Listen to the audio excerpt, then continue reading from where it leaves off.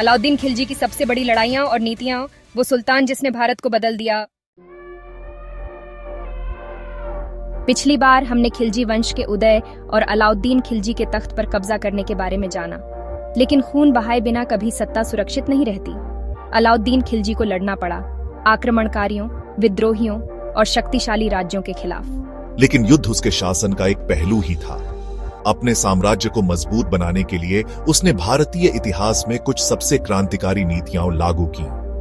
हमारे साथ अंत तक बने रहे, क्योंकि हम बताएंगे कि कैसे अलाउद्दीन खिलजी ने मध्यकालीन भारत को आकार दिया।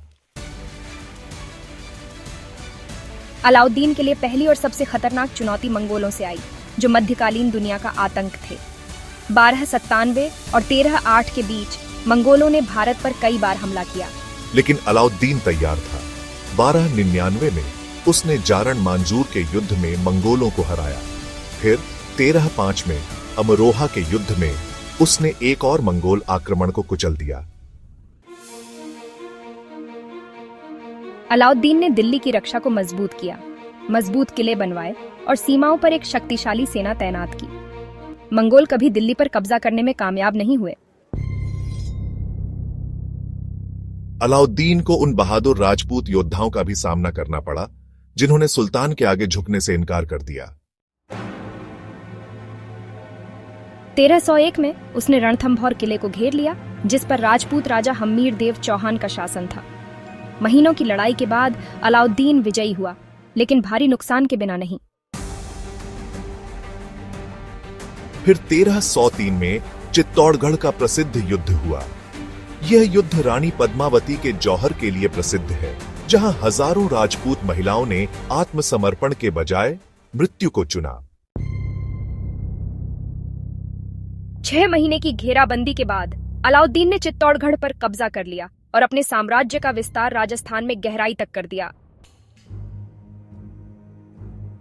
अलाउद्दीन की एक और बड़ी महत्वाकांक्षा थी दक्षिण भारत के समृद्ध राज्य।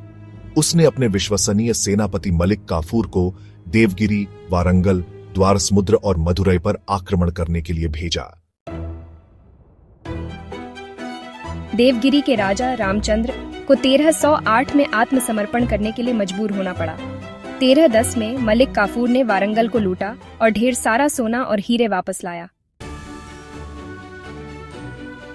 इन दक्षिणी अभियानों ने अलाउद्दीन खिलजी को दिल्ली का सबसे अमीर सुल्तान बना दिया। लेकिन केवल युद्ध से ही कोई साम्राज्य नहीं चल सकता। अपने शासन को सुरक्षित करने के लिए अलाउद्दीन ने कट्टर नीतियां लागू की, जिन्होंने भारतीय इतिहास को आकार दिया। उसने एक विशाल स्थायी सेना बनाए रखी, सैनिकों को सीधे खजाने से वेतन दिया और सेना को अनुशासित रखने के लिए सख्त भर्ती नियम लागू किए। उसकी सबसे अनोखी नीतियों में से एक थी मूल्य नियंत्रण। उसने खाने, कपड़े और हथियारों की कीमतें तय कर दी, ताकि सैनिक और आम लोग बुनियादी जरूरतों को खरीद सकें। व्यापारियों को ऊंची कीमतें वसूलने से मना किया गया था और कालाबाजारी करने वालों को कड़ी सजा दी गई थी। अलाउद्दीन खिलजी साजिशों को बर्दाश्त नहीं करता था। उसने एक मजबूत गुप्तचर नेटवर्क स्थापित किया और विद्रोहों को शुरू होने से पहले ही कुचल दिया। यहां तक कि उसके अपने परिवार के सदस्यों को भी नहीं बख्शा गया। उसने लोहे के हाथों से शासन किया।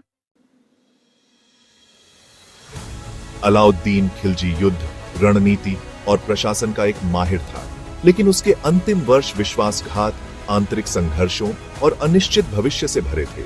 हमारे अगले एपिसोड में हम अलाउद्दीन के अंतिम दिनों, उसकी रहस्यमय मृत्यु और खिलजी वंश के पतन के बारे में जानेंगे। अभी सब्सक्राइब करें और नीचे कमेंट करना न भूलें। आपको अलाउद्दीन की कौन सी लड़ाई या नीति सबसे ज्यादा प्रभावित करती है? आइए चर्चा करते हैं।